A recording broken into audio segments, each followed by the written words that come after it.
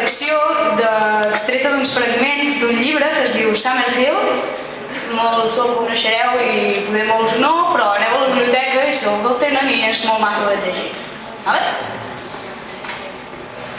Els adults exploten amb massa freqüència els infants.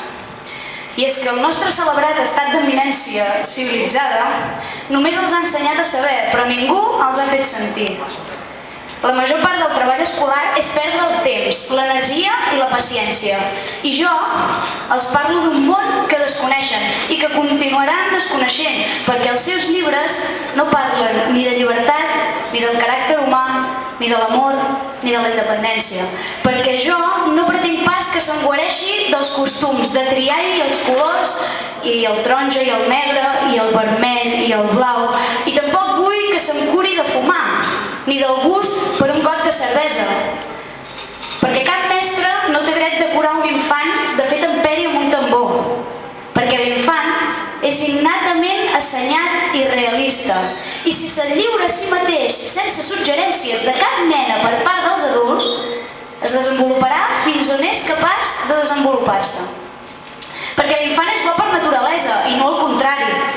I els ciutadans sense esperit creador volen infants dòcils. Sense esperit creador, tampoc.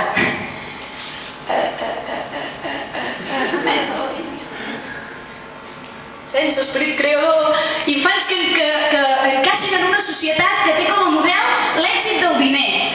El diner.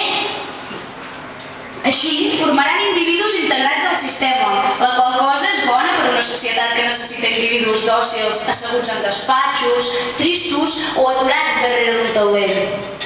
Una societat que es fonamenti a les espatlles d'humanets que responguin a actituds conformistes i espantants. En un ambient lliure, on ningú no mana, el rendiment és en tots els sentits molt millor. I aquesta escola n'és un exemple.